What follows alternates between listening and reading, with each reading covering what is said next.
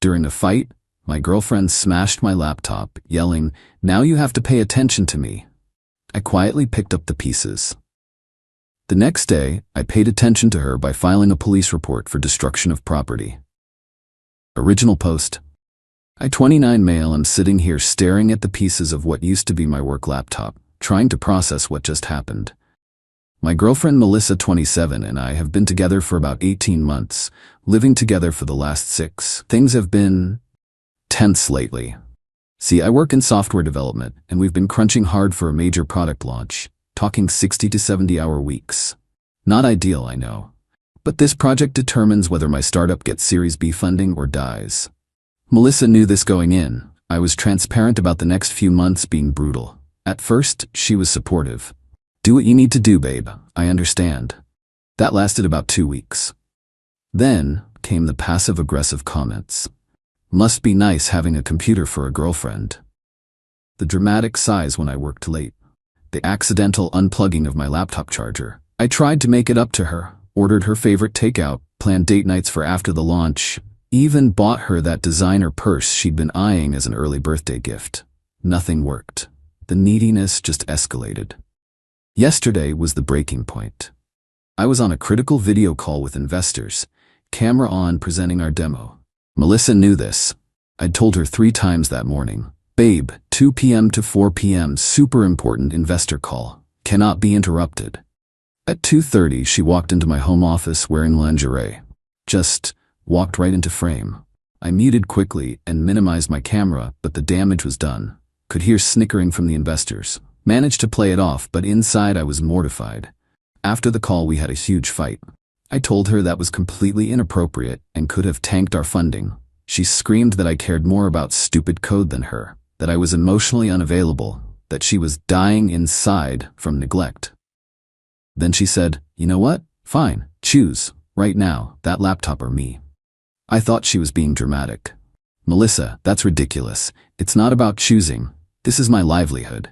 That's when she grabbed my MacBook Pro, my $3,200 work laptop with everything on it, held it above her head, and before I could even move, smashed it down on the tile floor. Hard. Then again, and again. "Now you have to pay attention to me," she screamed, standing over the destroyed laptop, breathing hard. The screen was shattered. Keys scattered everywhere. The frame bent. It was completely destroyed. 3 years of work, projects, client data, everything. Yes, I have backups, but that's not the point.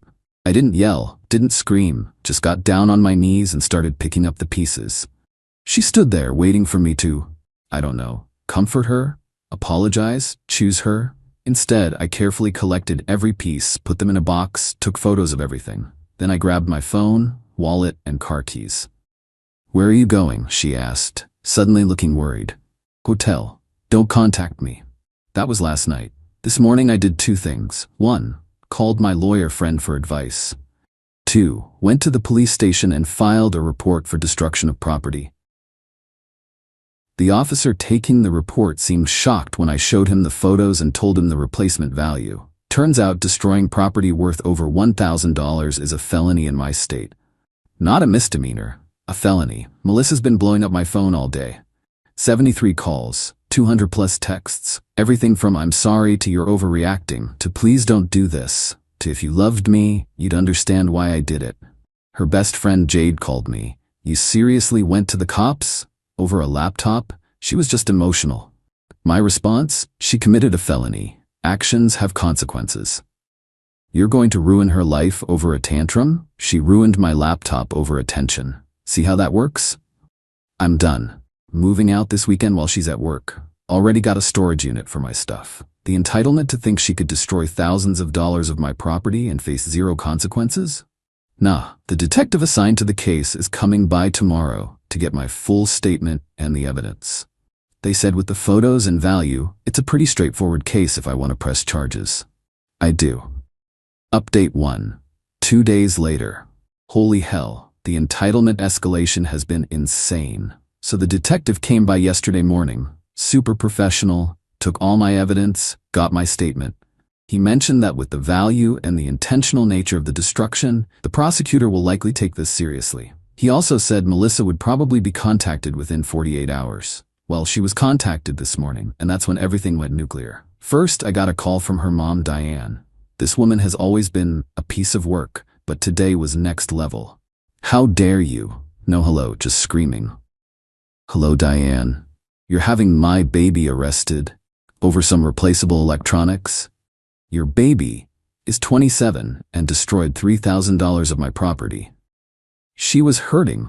You've been neglecting her for months. She reached a breaking point. Any reasonable man would understand that. Any reasonable person wouldn't destroy someone else's property. Oh, please, you men and your toys. Buy another one and stop being dramatic. I'm sure your little computer job pays enough. That toy contained client work worth about $50 in contracts. But sure, no big deal. Well, maybe if you'd been a better boyfriend. I hung up, blocked her number. Then came Melissa's attempt at damage control. She showed up at my hotel. No idea how she found me. Probably Jade, who works at the front desk of another hotel and has connections. Security footage would later show her in the lobby for over an hour, but I only found out when she somehow convinced a housekeeper to let her onto my floor. Knock, knock, knock. Tom, please, I know you're in there. We need to talk. I called down to the front desk. There's someone harassing me outside my room. Security removed her, but not before she made a scene. According to the security guard who came to apologize, she told everyone in the lobby I was an abusive psychopath trying to destroy her life. But here's where it gets really good. I get a text from an unknown number. It's Melissa's dad, Richard. Richard's always been the quiet type. Lets Diane run the show. But this text. Tom, this is Richard. I heard what happened. I'm sorry about what Melissa did. That wasn't okay. But please, reconsider the charges. This could affect her nursing license application. She's worked so hard. There must be another way. At least he was polite. I responded. Richard, I understand your concern, but Melissa made a choice to destroy my property. If that affects her career prospects, that's a consequence of her actions, not mine. His response? I'll pay for the laptop, full replacement cost, plus damages, please. Now I'm thinking, wait. Melissa told me her parents were struggling financially. That's why she couldn't help more with rent despite working full-time. Interesting. I appreciate the offer, Richard, but this isn't about money. It's about Melissa believing she can do whatever she wants without consequences. That's when Diane took his phone. Listen here, you little I know people. I will make your life hell if you don't drop these charges. You think you're hot stuff with your computer job? I'll have you blacklisted from every tech company in the state. Screenshot, save, forward to my lawyer friend. His response, lol, that's witness intimidation? Want me to add it to the file? Absolutely. Meanwhile, Melissa started a social media campaign. Posted a crying selfie with a long caption about how her narcissistic ex is trying to destroy her future over an accident. Accident. She called it an accident. The comments were mixed. Some of her friends buying it, but others asking questions. Wait, how do you accidentally smash a laptop multiple times? Girl, didn't you tell me last week you were planning to break his stuff to get his attention? That second comment? Screenshot immediately. Thank you, random friend with a conscience. Update 2. 1 week later. The last few days have been a masterclass in digging your own grave. So remember how Richard offered to pay for the laptop? Well, Melissa lost her mind when she found out. Apparently, Daddy wasn't supposed to tell her that he has money saved. She called me, screaming, "You turned my dad against me. He just told me I need to use my savings to pay him back if he covers your stupid laptop." Your savings? I thought you didn't have any savings. You said you couldn't afford to pay more rent because you were broke. Silence. Melissa? That's different money. Different money. How much different money are we talking about? Click. She hung up. So she had savings this whole time while I was covering 70% of our rent because she was struggling. Cool. But the real entertainment came yesterday. I got served with papers. She's suing me for emotional distress and financial abuse. Her claim states that I controlled her through financial manipulation and caused severe psychological trauma through vindictive prosecution. My lawyer friend Marcus, not his real name, actually laughed out loud when he read it. She's representing herself, isn't she? How'd you know? No actual lawyer would file this garbage. This is going to be hilarious. But wait, there's more. Melissa also included a demand letter. She wants $10,000 for emotional damages, $5,000 for lost wages due to stress, me to pay her moving expenses, a written apology to post on my social media. Oh, and dropping the criminal charges. Obviously, I showed this to the detective handling my case. He just shook his head. She does realize this looks like extortion, right? She's basically saying drop the charges or I'll sue you. She's not the brightest. I'm starting to see that. Then came the escalation from Diane. She started calling my workplace. Yeah, this lunatic looked up my company, found our main number, and started calling, demanding to speak to my CEO about my abuse of a vulnerable young woman. Our receptionist, bless her, put her through to HR instead. HR called me. Hey Tom, we have a situation. A woman claiming to be your ex-girlfriend's mother is calling repeatedly, making accusations. What's going on? I explained everything, sent them the police report number, the screenshots of her threats. HR's response was basically, yikes, okay, we're blocking her number and documenting everything. Let us know if you need anything. My CEO actually pulled me aside later. Is this the same girlfriend who showed up in lingerie during the investor call? Yeah. And now her mom is harassing the company? Yeah. You need better taste in women, Tom. Working on it. But here's the kicker. Remember that friend who commented about Melissa planning to break my stuff? She DM'd me. Hey Tom, I know we're not close, but I thought you should know. Melissa's been bragging in our group chat about how she put you in your place and that you'd come crawling back. She also said, and I quote, he thinks he's so smart, but I know how to make him pay attention. Breaking his little toy was just the start. I have screenshots if you need them for court. Yes, I need them. Update 3. 2 weeks later, court day arrived. Melissa showed up in what I can only describe as her innocent victim costume. Pastel pink dress, minimal makeup, hair in a demure bun. Almost didn't recognize her without her usual Instagram baddie aesthetic. Her parents were there too. Diane shooting daggers at me, Richard looking like he'd rather be anywhere else. The prosecutor had reviewed everything. The destruction, the threats from Diane, Melissa's own admissions via her friend's screenshots. He offered her a plea deal, plead guilty to misdemeanor criminal mischief, reduced from felony destruction of property, pay restitution, 100 hours community service, and 1 year probation. No jail time, wouldn't affect her nursing license as severely. Pretty generous, considering. Melissa rejected it. I'm not pleading guilty to anything. He's the real criminal here. He emotionally abused me for months. The judge, a no-nonsense woman in her 60s, raised an eyebrow. Ms. Morrison, do you have evidence of this alleged abuse? He worked all the time. He ignored me. Working is not abuse, Miss Morrison. Did he physically harm you? No, but...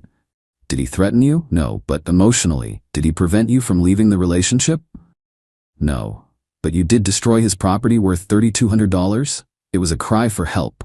The judge looked at the prosecutor, then at me, then back at Melissa. Miss Morrison, you're being offered an extremely generous plea deal. I suggest you take it. No. I won't let him win. The judge sighed.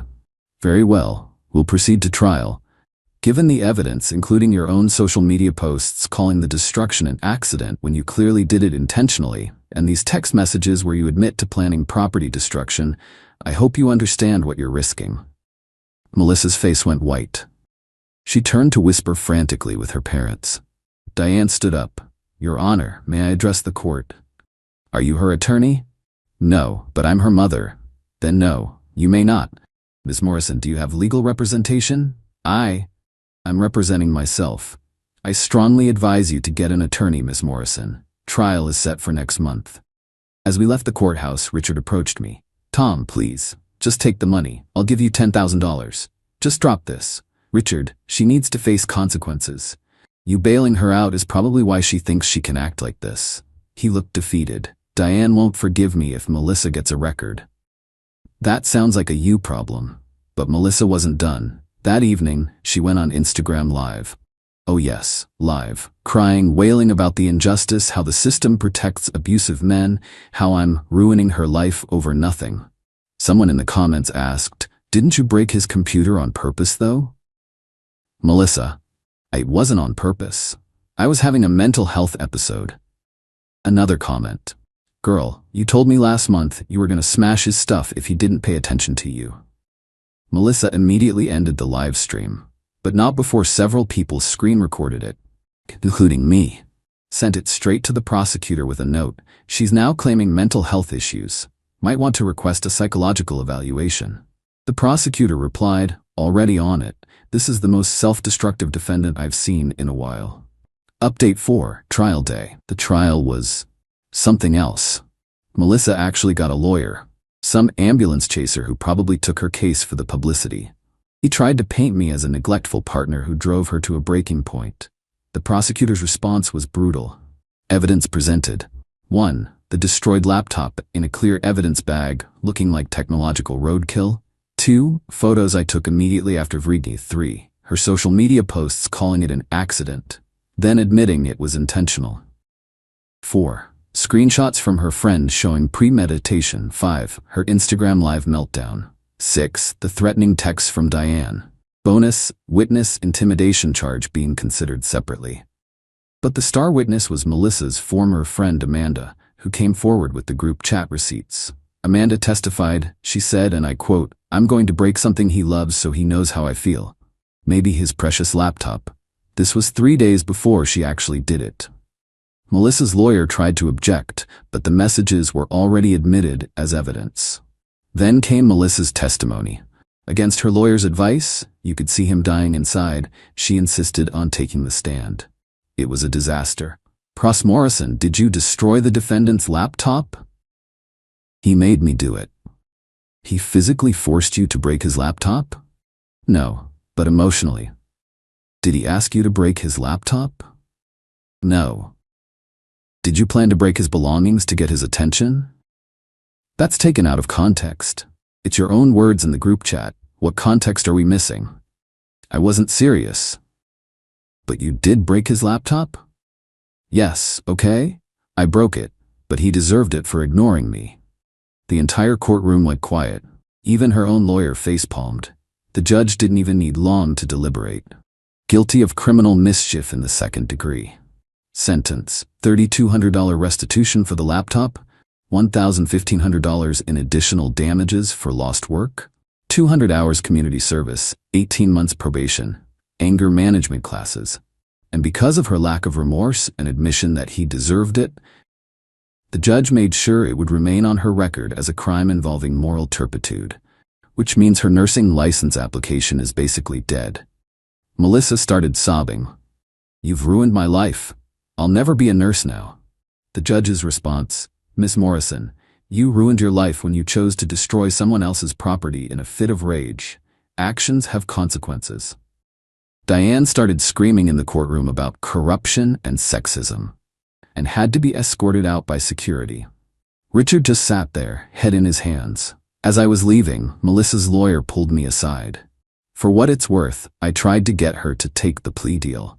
She insisted you'd cave because you loved her too much to let her suffer. She genuinely believed you'd drop the charges at the last minute. Why would she think that?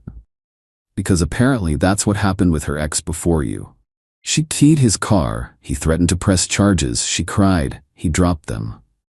Wow. Yeah, good luck, man. Final update. 1 month later. It's been a month since the trial. Thought I'd give one last update before I put this whole chapter behind me. Melissa has paid $1,000 of the restitution so far. Turns out that savings she had? About $2,500. Not exactly the fortune she made it seem like. Richard is covering the rest in installments, despite Diane's protests. He actually sent me an apology letter, saying he realizes now that always bailing Melissa out created this monster. Too little too late, but at least he gets it.